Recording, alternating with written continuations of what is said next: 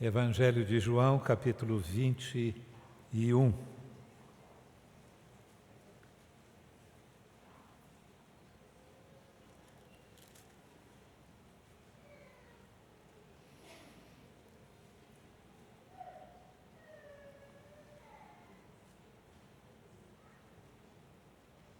Depois disso, Jesus apareceu novamente aos seus discípulos à margem do mar de Tiberíades.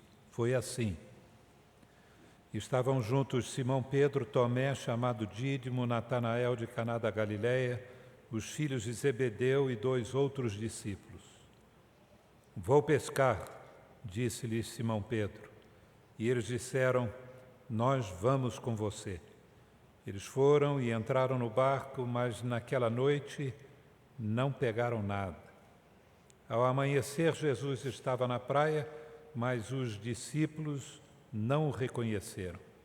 Ele lhes perguntou, filhos, vocês têm algo para comer? Eles responderam que não. Ele disse, lancem a rede do lado direito do barco e vocês encontrarão. Eles lançaram e não conseguiam recolher a rede, tal era a quantidade de peixes. Ó Deus e Pai, abençoa-nos nestes momentos de culto, move os nossos corações na Tua presença e esteja sobre nós e em nós, para que possamos ser abençoados agora, no nome de Jesus. Amém.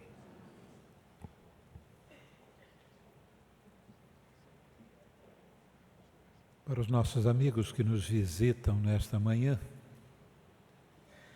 que têm menor contato com os evangelhos, eu informo que este incidente relatado por João ocorre depois da ressurreição de Jesus. Jesus tinha morrido, ressuscitado dentre os mortos, aparecido aos discípulos em Jerusalém, e na semana seguinte apareceu de novo. Na primeira semana Tomé não estava com eles, na segunda semana Tomé estava. E vendo a Jesus ressuscitado, Tomé compreendeu direitinho quem era Jesus. Ajoelhou-se e em reconhecimento declarou, Senhor meu e Deus meu. Os discípulos tinham profundas convicções acerca de Jesus, de quem Ele era, de que Ele era o Deus vivo, Criador de todas as coisas, que surpreendentemente tinha se feito carne e tinha se deixado morrer na cruz. Mas os discípulos estavam muito incertos. As incertezas eram muitas. O que eles esperavam, o que estava na agenda deles, é que Jesus deveria entrar novamente em Jerusalém, agora ressurreto dentre os mortos, entrar no templo não para expulsar os cambistas e os vendilhões, mas o próprio sumo sacerdote e aquela camarilha que tinha feito da casa de Deus um balcão de negócios. Gente que havia e estava se enriquecendo à custa do sofrimento alheio. Esperavam que Jesus destronasse Herodes, acabasse com Pilatos, que marchasse com um exército contra Roma para tirar o imperador romano do seu trono e mudasse as coisas neste mundo. Você não gostaria de ver as coisas mudadas neste mundo?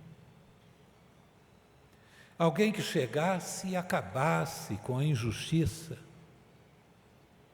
que chegasse aqui no Brasil e acabasse com a corrupção,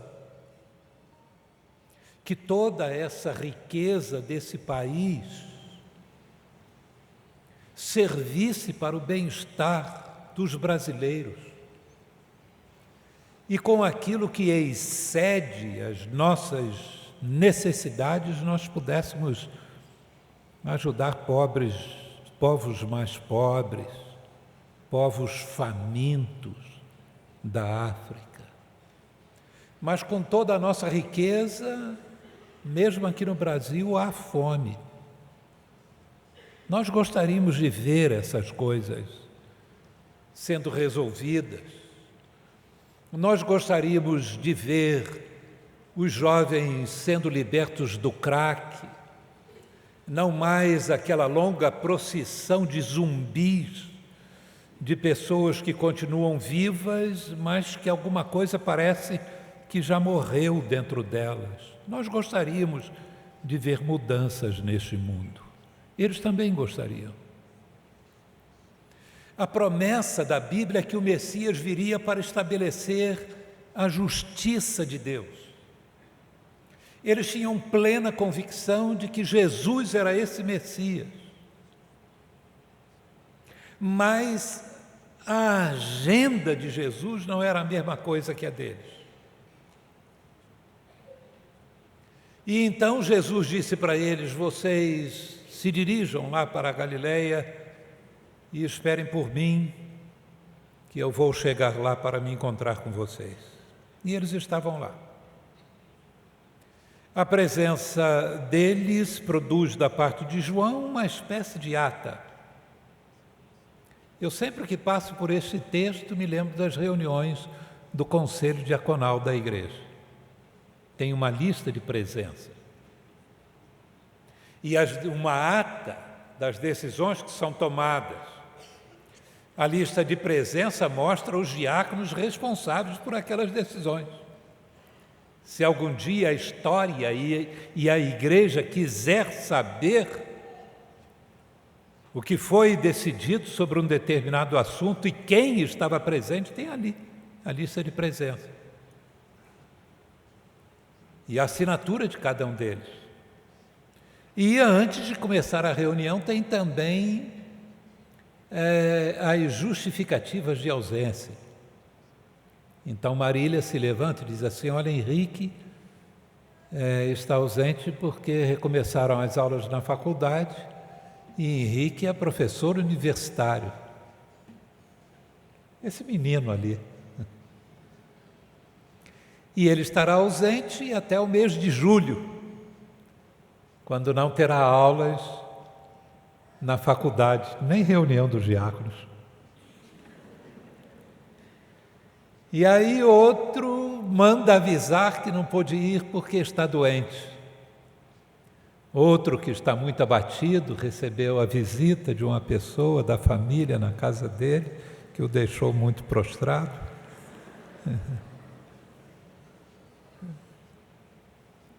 Outro que é um diácono, mas que está do outro lado. Do outro lado do mundo, no Japão. Está lá curtindo neta, filha. É lá o Tertuliano, né?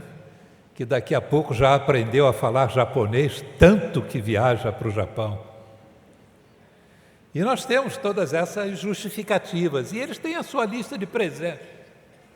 Estavam ali, e aí começam a dizer, João começa a escrever, e eu gosto de observar esse fato bastante significativo, é que aqueles discípulos eram gente como a gente. Natanael, preconceituoso, gente que rotula pessoas, gente antipática, não é?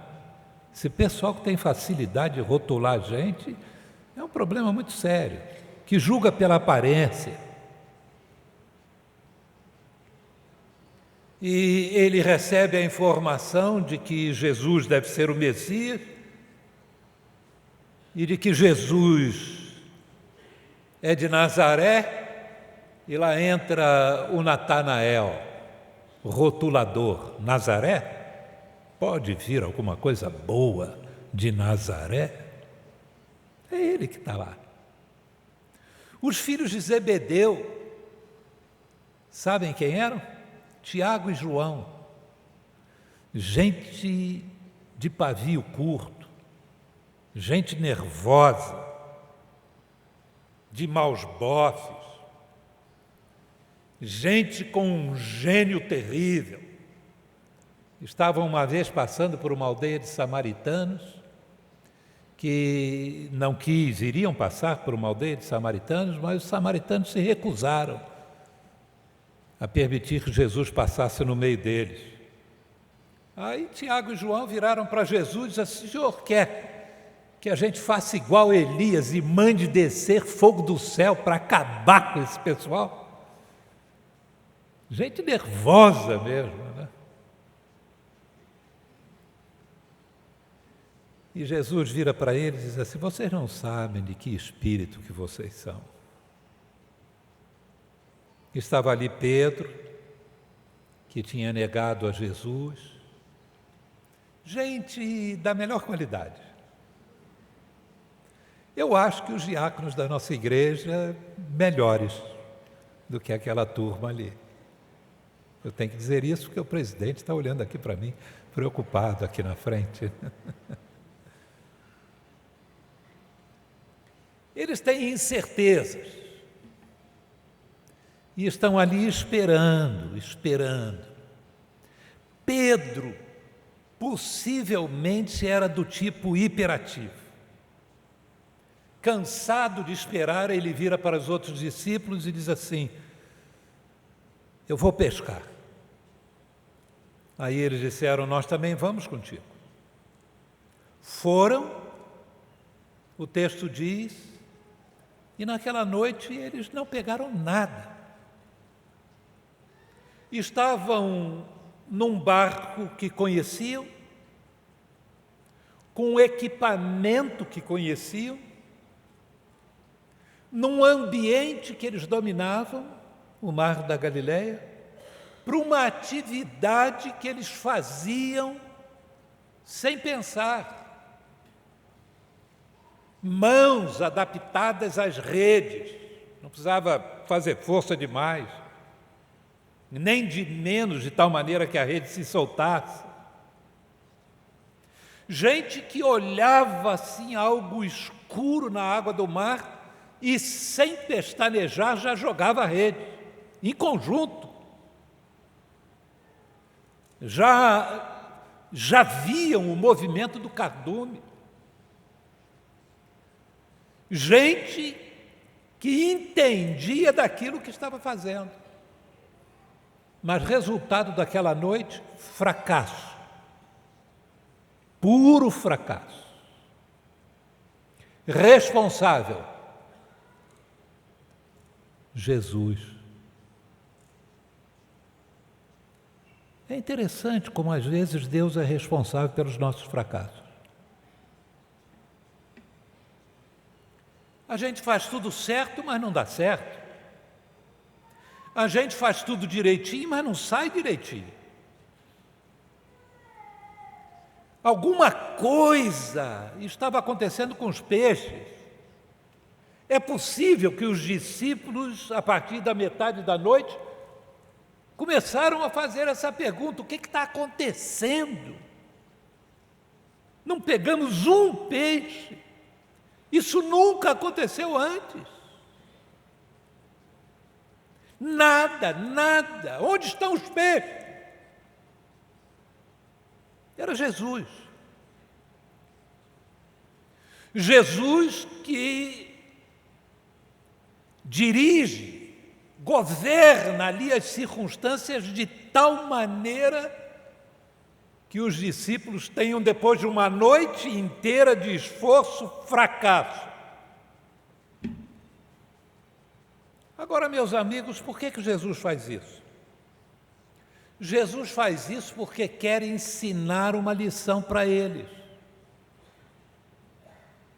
Aqueles homens eram pescadores e Jesus os tinha chamado para se tornarem pescadores de homens. Há muita semelhança sobre como homens e peixes são pescados. Mas há algumas coisas que pescadores de homens precisam saber. A primeira delas, método. Como é que a gente pesca? A gente pesca com uma varinha, um anzol, e a gente pesca com rede. Peixe que a gente pega com anzol, sabe qual é o tipo de peixe? Peixe que está com fome. Peixe de barriga cheia, ele vê a minhoca, mas não vai furiosa e apressadamente na direção da minhoca. Ele vai mais devagar, tem tempo para olhar. Olha de um lado, olha de outro, diz assim, essa minhoca tá esquisita. E aí morde assim, só uma bicadinha assim no pedaço que ele percebe mais seguro, o pescador sente lá alguma coisa, né? Puxa, não vem nada. Peixe de barriga cheia. Sabem que homens que acham que estão de barriga cheia, que estão satisfeitos na vida, dificilmente são alcançados pela palavra de Deus? Quem é que Deus alcança? Aqueles que estão com fome. Aqueles que têm consciência que alguma coisa está faltando na vida. Aqueles que experimentam aqui desse lado, nada. Experimentam outra coisa aqui, nada. Eles percebem que há um vazio incômodo lá por dentro. Eles percebem uma fome de alguma coisa que não conhecem. Quem é criado no Evangelho sabe de que é a fome. A semelhança do filho pródigo, que estava com uma fome danada e foi parar num chiqueiro e procurava se alimentar com a comida de porco, ali cheirando a porco, disputando com um porco a comida no chiqueiro, mas como já esteve na casa do Pai, sabe, conhece o Evangelho, já ouviu o Evangelho. Eu tive um diácono na igreja lá em Governador Valadares, que ele foi chamado para a fé em Cristo, para a conversão, ouviu o chamado de Cristo. Licença.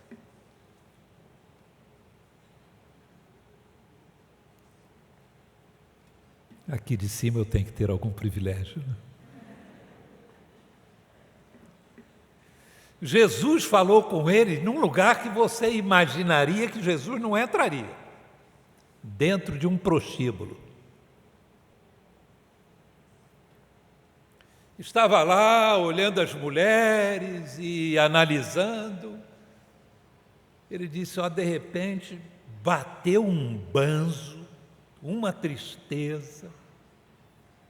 E ali, tendo consciência dessa tristeza, eu ouvi a voz de Jesus.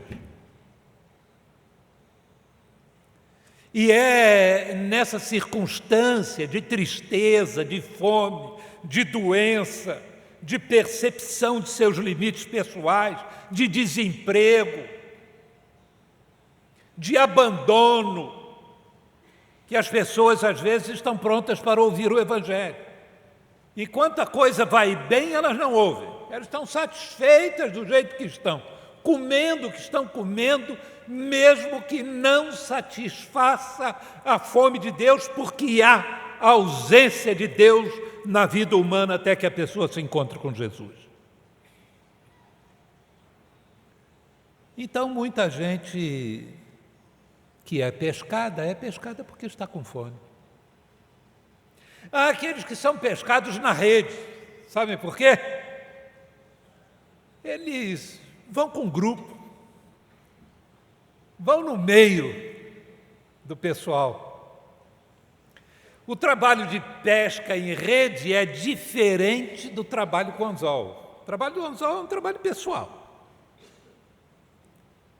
E eu volto, deixo a rede para lá e quero dizer uma coisa que eu não disse, mas que eu acho importante sobre esse negócio de pescar com anzol.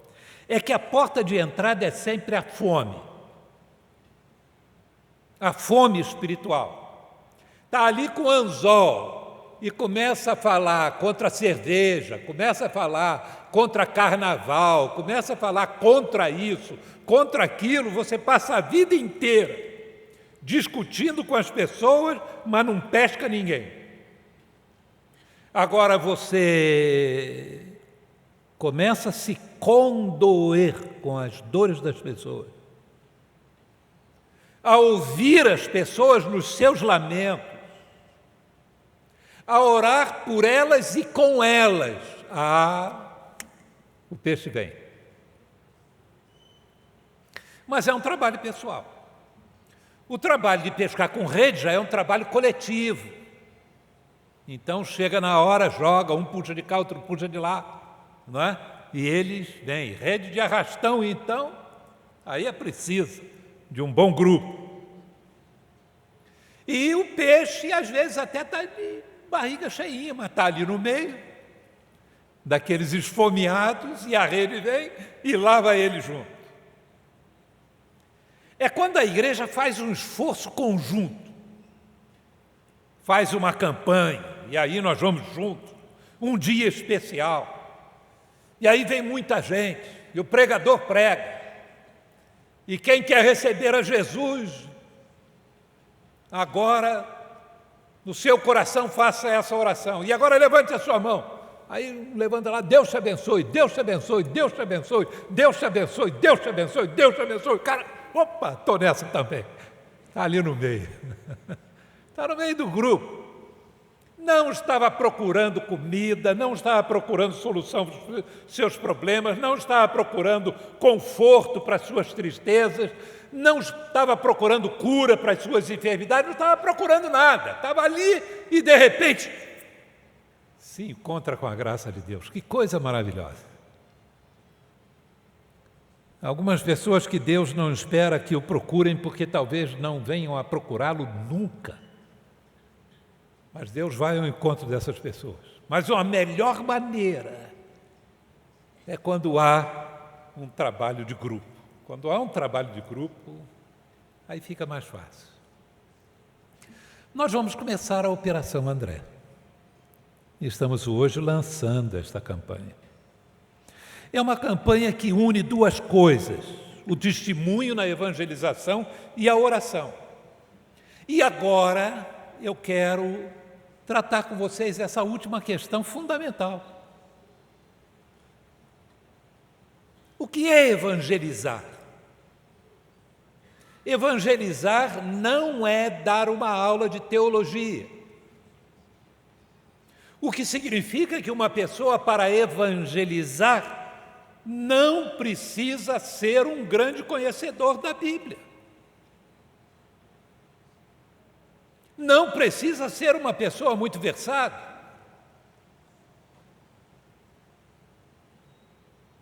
Meu pai foi um evangelista, só tinha curso primário. Se eu pedir aqui, quem tem menos de 40 anos, que só tem o curso primário, pouca gente vai ficar de pé. Muito pouca gente. E não vai ser por uma questão de vergonha, não. É porque o pessoal tem mais do que curso primário. Papai só tinha curso primário. Ganhou muitas pessoas para Cristo. Evangelizar não é demonstrar conhecimento. Evangelizar não é ganhar a discussão e deixar o outro sem nenhum argumento, no canto da parede. Nós não temos que discutir religião com ninguém. A nossa não é a melhor do que a dos outros. Eu cresci ouvindo meu pai falar mal da Igreja Católica. Era um ambiente diferente aquele que a gente vivia. O catolicismo perseguia evangélicos no Brasil. Eunir mesmo, quando pequena, viu fogueira de Bíblias na cidade onde ela cresceu. Era um ambiente difícil. Meu pai foi criado na Igreja Católica, foi coroinha, português é católico até a medula. Papai, quando se converteu, se tornou inimigo da Igreja Católica. E eu ouvi muitas vezes histórias e cresci ouvindo essas coisas. Naquela época, padre usava batina e eu ia na rua e via um padre e olhava com raiva. Era o preconceito.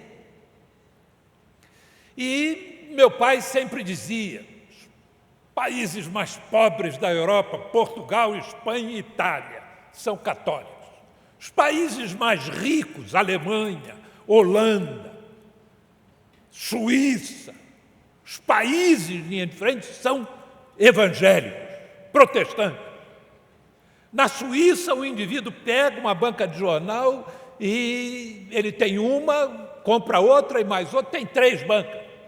Ele fica de uma para outra, não tem empregado, só vendo onde está acabando o jornal, bota lá o jornal, e o pessoal pega o jornal e bota lá o troco e tudo mais. Aqui no Brasil faz isso, vai lá, os jornais vão embora, troco, vai tudo. Mas é formação, papai dizia. Esse não é um país protestante. Aí um dia meu irmão me disse uma coisa que me escandalizou. Ele disse assim: Hélio, Suíça, eles são ricos por causa dos bancos suíços, que acolhem dinheiro de ditador, de gente que fica roubando em país igual ao Brasil e que bota o dinheiro lá. Aquilo é a mesma porcaria. Meu irmão mais velho já tinha senso mais crítico. Aí papai virou e disse assim, num outro dia, leu uma notícia no jornal: está vendo, olha, Papa, abençoando os exércitos da Itália que iam invadir a Iugoslávia. A Itália fez parte do grupo nazista, apoiou o Hitler, e estava lá o Papa apoiando. Católicos. Aí meu irmão vira para mim e diz assim: Hélio, a Alemanha era só de protestante, ó. Construíram os campos de concentração, mataram judeu até dizer chega. E meu irmão fazia esse contraponto, né? Para ir me colocando no lugar. Então a pessoa chega hoje querer discutir religião, que besteira! A nossa função não é essa. A nossa função é apresentar Jesus. Evangelismo é ir onde os peixes estão, onde os pecadores estão, e levá-los onde Jesus está. É produzir esse encontro. Não há evangelização quando se perde o foco em Jesus. Aqueles discípulos perderam o foco em Jesus. Olhem que Jesus aparece de manhã. Jesus aparece. Aparece. Não. Jesus marcou o encontro. Me esperem lá que eu vou aparecer. Jesus estava sendo esperado, não chega assim, como você vai indo e de repente tem um encontro com Jesus igual Saulo de Tarso, na estrada de Damasco. Aí vai perguntar: quem é esse? Porque você não sabe, mas Jesus está sendo esperado. Jesus aparece, eles olham, mas não percebem. Jesus fala com eles, eles ouvem, mas não identificam. Acontece aquele milagre a noite inteira e eles ficam perguntando: o que é isso, o que é isso, o que está acontecendo? Mas eles estão esquecidos de Jesus. Não há evangelização quando se perde o foco em Jesus. Quando o foco é a igreja: você precisa ir à minha igreja. Igreja é uma maravilha. Você precisa ir lá para ver como é que os diáconos recolhem direitinho a oferta. Para fazer um elogio, né?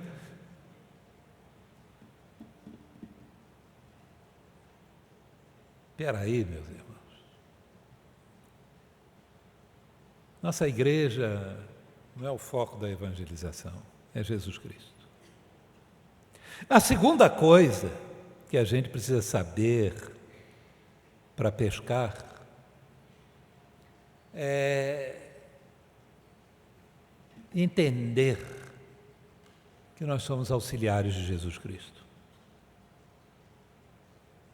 Jesus diz assim: joguem a rede. Agora, da banda direita do barco, eles jogam. Não consegue nem puxar a rede. 153 grandes peixes. A evangelização, meus irmãos, é um trabalho de oração para que Jesus nos dirija para onde os peixes estão. Oração é fundamental para se estar onde os peixes estão. Oração é fundamental para entender onde Jesus colocou os peixes. Eles não estão ali por acaso. Eles estão ali porque há um poder que os reuniu ali. Há pessoas à nossa volta que o poder de Deus está trabalhando. Há pessoas famintas, há pessoas que estão querendo algo de Deus. Há pessoas que estão desejosas de alguma coisa diferente. Há pessoas que, se tivessem a oportunidade de começar uma nova história, elas não hesitariam, porque Deus vem trabalhando no coração delas. Há pessoas que estão feridas por dentro e precisam da cura de Deus. Há pessoas que o Senhor está juntando. Onde elas estão? Nós temos que ir onde elas estão. E a oração é que nos coloca em comunhão com Jesus para Ele nos dirigir nessa direção. Hoje, nós vamos começar esta campanha de oração e testemunho. É uma campanha que nós vamos juntos. É um trabalho de anzol, quando você estiver lá no seu trabalho e tiver contato com gente que está faminta, com gente nas suas necessidades. É um trabalho de rede, porque é um trabalho que a gente faz em conjunto. Multiplicamos as nossas orações, oramos uns pelos outros. Oramos não só pelos nossos, mas pelos demais. É um trabalho que, por causa da oração e por causa da tarefa, o foco é a pessoa de Jesus. Aquele que quer fazer de nós também pescadores de homens. Não apenas pescadores, bem-sucedidos no nosso trabalho, ganhando o nosso dinheiro, vestindo a nossa família, trocando os móveis da casa, trocando a casa, mas pescadores de homens. Gente que leva pessoas famintas ao pão da vida. Não há privilégio maior do que esse. Não há tarefa mais importante que essa. Mas é uma tarefa que a gente precisa da direção e da bênção desse Jesus que reúne aqueles que são seus que ainda não ouviram a sua voz, mas que Ele já os separou, está trabalhando para levá-los à salvação. Vamos orar. Ó Deus e Pai, nós te agradecemos este momento de culto, nós te agradecemos a obra que o Senhor já fez na nossa vida, que o Teu Espírito já fez nos conduzindo a Jesus Cristo. Nós te agradecemos aquela pessoa que o Senhor usou para isso. Nós te agradecemos aquelas pessoas que nós nem percebemos, nem lembramos, mas que exerceram uma influência espiritual na nossa vida, de tal maneira que fomos conduzidos a Jesus Cristo. Nós te agradecemos o privilégio que muitos de nós tivemos de crescer ouvindo o Evangelho, ouvindo o convite de Jesus para o perdão e para uma nova vida. Ó Deus, abençoa a Tua igreja nesta campanha, neste esforço, e que nós possamos ver um resultado que glorifique o Teu nome, um resultado que expresse a Tua compaixão por aqueles que estão se perdendo na vida. Abençoa aqueles que nos visitam, abençoa a Tua igreja, abençoa nossas famílias. Nós precisamos de Ti e por isso pedimos as Tuas bênçãos, no nome de Jesus. Amém.